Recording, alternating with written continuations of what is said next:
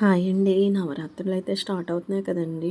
నేను చూపించే అమ్మవారు అయితే నిడదవోలు మండలం రావుమెట్ల గ్రామంలో ఉన్న జగదీశ్వరి అమ్మవారండి. అందులోనే ఆశ్రమం కూడా ఉందండి. ఈవిడ్ని 1974 సంవత్సరంలో స్థాపించారు.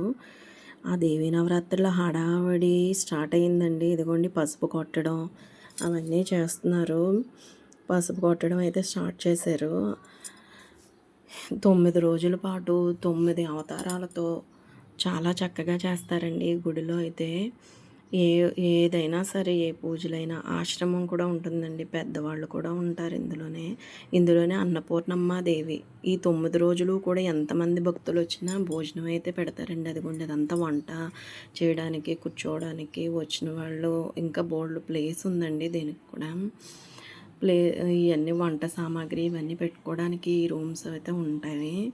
నెక్స్ట్ వచ్చి ఆవుల్ని మేపుతారు. ఇదిగోండి ఇక్కడ హోమం చేసేదండి ఆవు పక్కన ఈ అమ్మవారి గుడి అండి. ఇదిగోండి నేను ఆనంద నారాయణ స్వామీజీ అన్నాను కదండి. ఇప్పుడైతే చాలా పెద్ద వయసు అయిపోయిందండి. అదిగోండి ఆయన్ని చూసుకోవడానికి ఆ మాత ఉంటారండి. ఇంకా ఆయన సేవకులు కూడా చాలామంది ఉంటారు. అక్కడ గురు పూజని ప్రతీది అక్షరాభ్యాసం అని పెళ్ళిళ్ళని కూడా జరుగుతూ ఉంటాయి. ఎంతో చక్కగా నాకు తెలిసిన కాడి నుంచి కూడా అమ్మవారిని చాలా బాగా నవరాత్రులు అయితే చాలా బాగా చేస్తారండి. దుర్గాష్టమి రోజున లక్ష కుంకుమ పూజ కూడా చేస్తారు.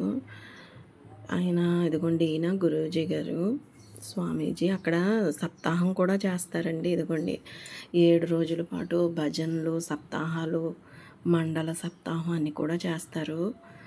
అన్ని భజనలు గట్రా చేస్తారు. నెక్స్ట్ వచ్చి అమ్మవారి కోటసత్తమ్మ చాలా కోటసత్తమ్మ తల్లి అండి. ఆవిడ ఉత్సవాలు కూడా మీకు నవరాత్రుల్లోనూ ఇక్కడ జరిగే నవరాత్రుల ఉత్సవాలు అన్నీ కూడా మీకు షేర్ చేస్తాను.